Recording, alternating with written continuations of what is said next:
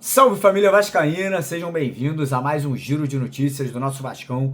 Vídeo de hoje, obviamente, vamos falar sobre mais um péssimo resultado, mais uma péssima atuação do Vasco, a terceira consecutiva, né? Parece que o time começou ali a descer ladeira abaixo no campeonato estadual, o que preocupa e preocupa muito, né? Porque o Vasco agora terá dois clássicos, né, contra Flamengo e Botafogo, e na semana que vem já temos aí uma primeira partida eliminatória, né? Uma primeira partida valendo classificação para a próxima fase da Copa do Brasil contra o União Rondonópolis, jogando fora de casa, né, na quarta-feira que vem. Então a gente vai falar um pouco sobre esse momento do Vasco, vamos trazer para vocês aqui na íntegra a entrevista com o treinador Carille após o jogo de ontem, né? O Carille dando desculpas, né? Falando ali sobre a péssima atuação da equipe do Vasco, e vamos falar sobre outros assuntos, né? Assuntos aí referentes ao mercado da bola, porque o Vasco consegue a venda de mais um jogador, né? O Vasco vendeu mais um atleta aí por cerca de 12 milhões de reais e até agora não chega, né? O Vasco tá vendendo atacante e atacante que é bom não chega no nosso gigante da colina. Então a gente vai falar bastante sobre isso, vamos falar sobre outros assuntos, né? Teremos as participações aqui do Carlos Berbet,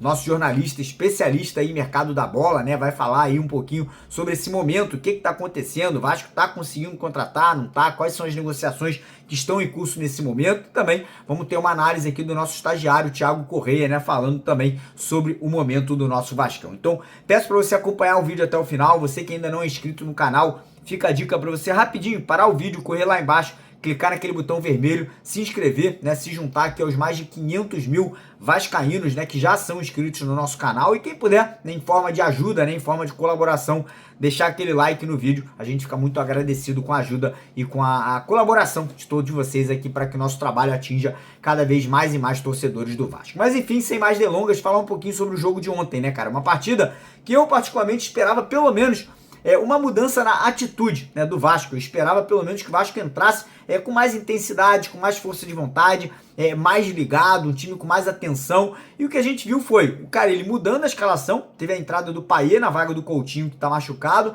Tivemos também a entrada do Lucas Zucarello na vaga do Paulinho, que acabou não jogando, né, não foi relacionado, deve ter sentido alguma coisa, né, e não pôde ir a campo na partida de ontem. E o que a gente viu foi mais do mesmo, né, um time em total declínio, um time que só cai de rendimento, um time que só, né, deixa o torcedor cada vez mais preocupado, né, um time sem intensidade, sem dedicação, sem formação tática, um time que não tem uma jogada definida, uma jogada ensaiada. E o que a gente viu ontem em campo foi o que eu falei diversas vezes, né? Foi um time pequeno, que é o time da Sampaio Corrêa, jogando como um time grande, e o Vasco que é um time grande jogando como um time pequeno, né? E, infelizmente, essa é a grande verdade. O Vasco se complica muito na tabela do Campeonato Carioca, né? O Vasco é óbvio que segue na terceira colocação, segue ali, né, na zona, entre aspas, de classificação, né, para as semifinais do Campeonato Estadual. Volta Redonda é o primeiro com 17 pontos e praticamente classificado. O Flamengo vem em segundo com 14 pontos, mas com um jogo a menos. O Vasco vem em terceiro com os mesmos 14 pontos, né,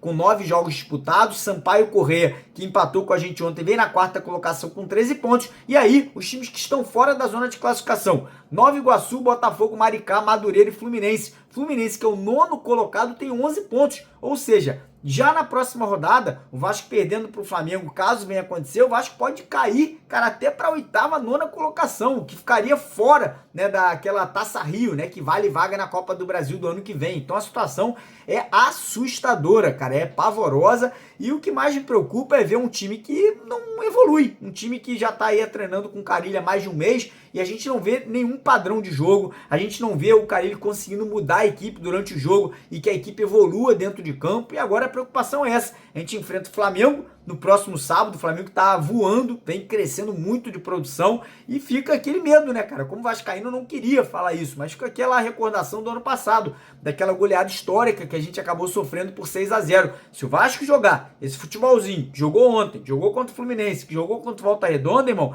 a tendência é que a gente leve uma pancada do Flamengo, né? É horrível falar isso, não quero que aconteça. Espero que o Vasco entre em campo no sábado e passe o trator, né, por cima da mulambada, mas difícil de acreditar que isso vai acontecer, né, com as atuações que o Vasco vem tendo aí nas últimas partidas. E para piorar, semana que vem já tem aí uma partida, né, valendo classificação para a próxima fase da Copa do Brasil contra o União Rondonópolis. Aí você vai falar: pô, Mário, não dá para ter medo do União Rondonópolis. Eu concordo com você, mas o que a gente viu ontem foi contra o Sampaio Corrêa, irmão. Sampaio Corrêa. E a gente tomou um sufoco, né? Saímos de campo ali com um empate, que a grande verdade é que a gente deveria ter saído derrotado, né? Então, realmente a preocupação é muito grande. O Carille, como vocês vão ver aqui no final do nosso vídeo, na entrevista, dando desculpas e mais desculpas. E, vou ser bem sincero com vocês aqui, uma coisa que tá me irritando muito nessa equipe do Vasco é essa dupla, Coutinho e Paê. Coutinho se machuca pela terceira vez desde que ele chegou ao Vasco no ano passado.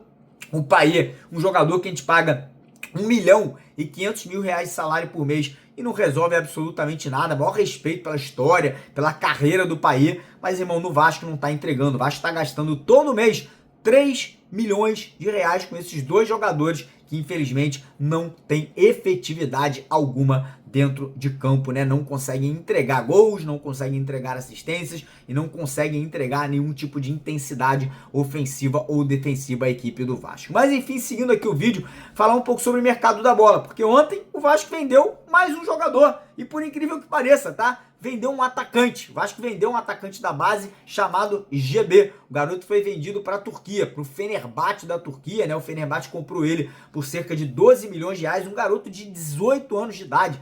Tá sendo vendido aí sem praticamente ter oportunidade no time profissional. O Pedrinho tá, irmão, vendendo almoço para comprar janta. Essa é a grande verdade. E em vez de contratar atacante, não. Até agora nada, né? Até agora o Vasco não contratou nenhum atacante sequer. E para piorar a situação, o que eu vou dizer para vocês aqui agora, cara, me deixou extremamente chateado, extremamente decepcionado com essa diretoria do Vasco, essa diretoria do Pedrinho, que é o seguinte: na semana passada e na semana retrasada, quando o Vasco estava negociando com o atacante Brian Rodrigues, que joga no México, e com o atacante Bruma, que joga em Portugal, o Vasco não se deu o trabalho de enviar, né, o Marcelo Santana para o México ou para Portugal, para negociar, né, para estar lá fisicamente, conversar com o empresário, conversar com o clube, tentar, né, facilitar essas negociações. E ontem, o Marcelo Santana pegou um avião para ir levar o GB para a Turquia, para entregar o jogador lá para o clube da Turquia. Olha que maluquice, cara. Olha que falta de organização e falta de responsabilidade dessa diretoria. Na hora de contratar, os caras lavam as mãos,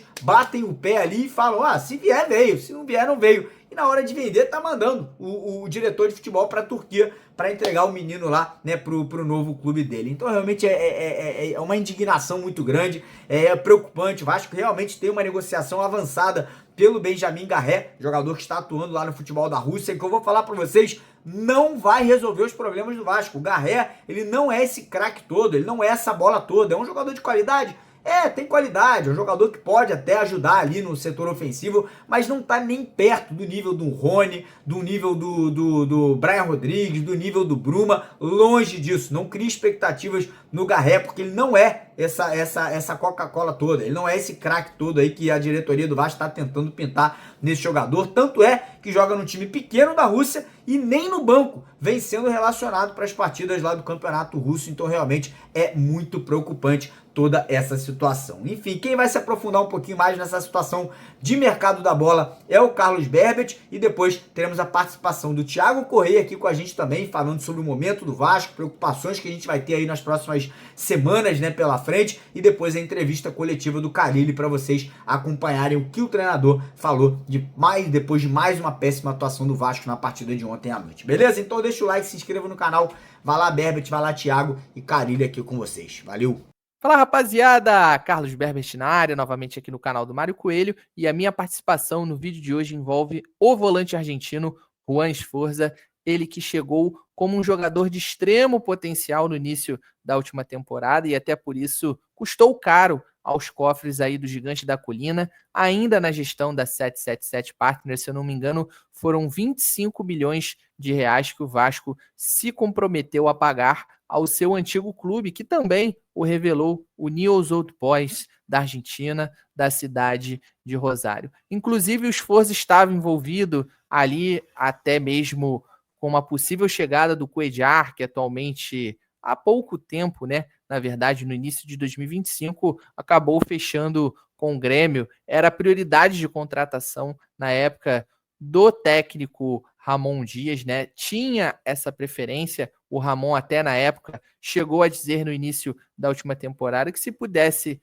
contratar os dois atletas, tudo bem, ele aceitaria, mas se tivesse, né, que escolher entre o Sforza e o Cuéllar, ele preferia um jogador já pronto, que era o caso aí do volante colombiano, com quem ele trabalhou no Al Hilal, na Arábia Saudita. Mas aí, no caso, a última gestão do departamento de futebol da 777 Partners avaliou, né, que o Cuéllar era um jogador com idade um pouco mais avançada e deu prioridade à chegada do Juan Sforza, até mesmo pelo seu potencial e um possível retorno especificamente financeiro, a linha clara ali da projeção também de um retorno técnico, o que acarretaria, inclusive, nesse retorno financeiro. Mas, bom, o Sforza ele teve uma certa dificuldade de adaptação ao Brasil, apesar de demonstrar ser um jogador de extrema personalidade, mas foi a sua primeira experiência fora do Brasil, né, fora da Argentina,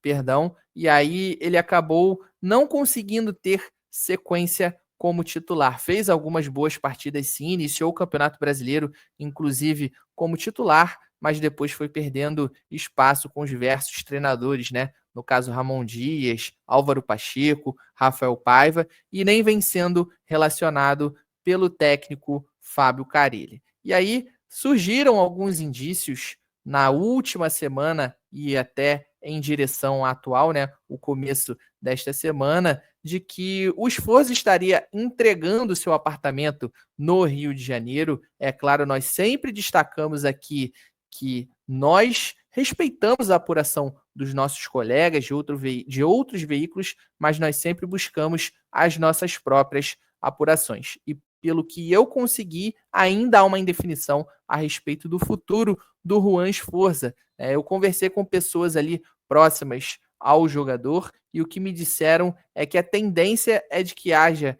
uma escolha nos próximos dias, até mesmo, obviamente, pela proximidade do fechamento da janela de transferências no Brasil, no caso, que é para chegadas, né, no dia 28 de fevereiro, e aí, como é no resto do mundo, igualmente, né, caso a janela de transferências esteja aberta em outros mercados, o jogador ainda pode sair. Mas, por exemplo, os principais prováveis destinos do Sforza, caso ele e também o seu staff e sua família decidam sair, os prováveis destinos são continuar no Brasil, né? E aí surge a possibilidade do Santos, onde ele foi ligado, Arábia Saudita, MLS, né, Estados Unidos e também a Rússia. Mas pelo que eu fiquei sabendo, o jogador não estava próximo, né, de entregar o seu apartamento, inclusive a sua família estava com uma chegada prevista para a última segunda-feira, para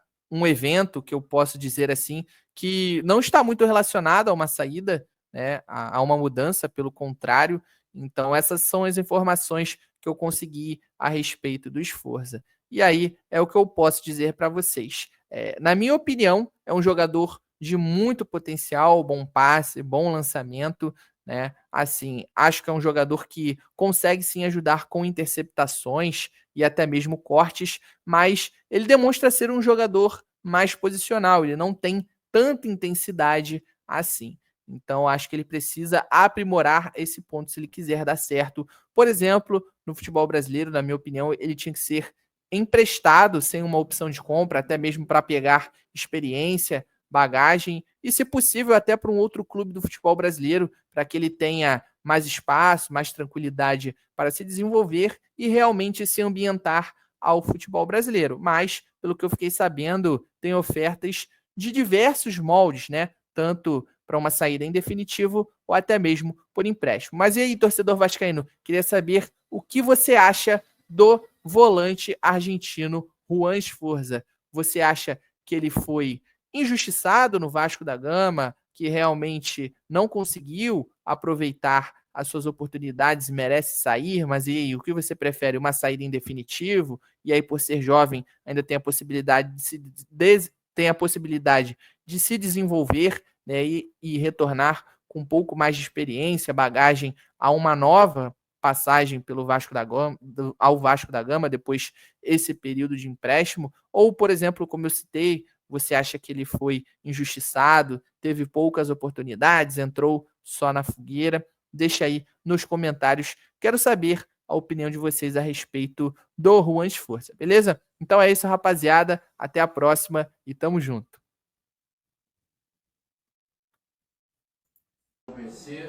E o Vasco acaba empatando em 0-0, criou chances no segundo tempo, poderia ter aberto o placar, mas não conseguiu sair com o resultado. Como é que você analisa o resultado e a performance da equipe? Boa noite.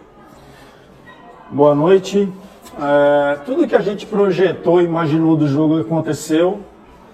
Uma equipe que se fechou no campo deles e procurou o contra-ataque, que é a arma forte. Até o jogo de hoje era a segunda equipe com menos posse de bola, a primeira em faltas, 24 amarelo e 4 vermelho.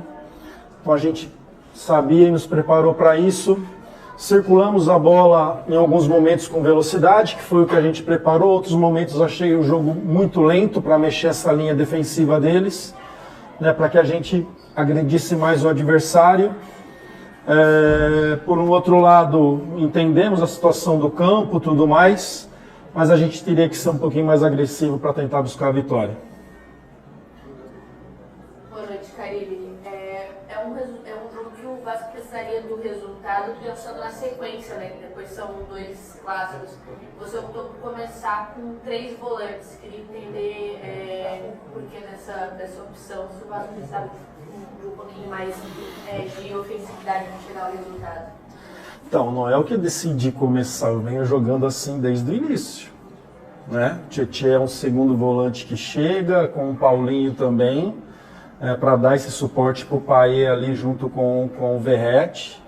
A gente conseguiu encher o campo deles, então não foi uma escolha de hoje, está sendo uma ideia pelas peças que eu tenho, e estou potencializando isso da gente entrar no campo adversário com a bola e procurar fazer as movimentações perto da área. Carille, boa noite. Depois do apelo final, a torcida reclamou do resultado também. Queria que você falasse pra gente como foi o sentimento aí no vestiário e também nesse finalzinho do jogo, depois do apelo final, a torcida reclamando, o João Vitor acabou discutindo com alguns torcedores. Você comentasse isso também e falasse pra gente como foi o clima do vestiário depois desse empate dessa partida. Todo mundo assim indignado que por conta do resultado, essa questão do João, desculpa, eu não vi, tá? Eu não vi isso daí, então não posso falar.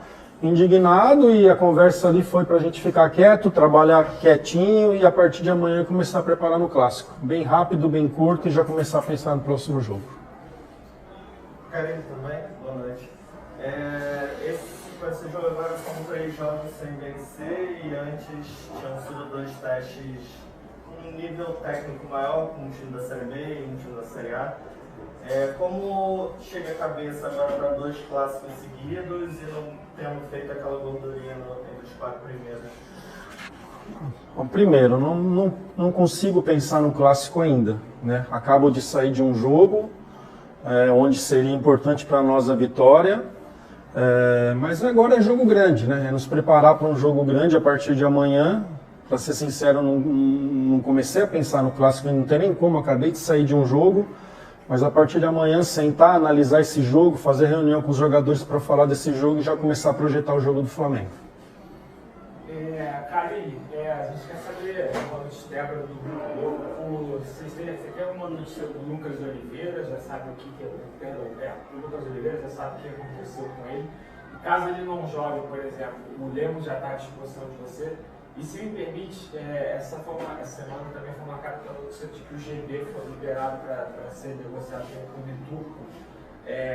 Passou por você essa liberação, porque a gente fala muito que falta ali um atacante para revezar com o Verratti ali, o GB, na teoria seria esse jogador. Passou por você essa decisão de liberar o GB para ser negociado? Obrigado.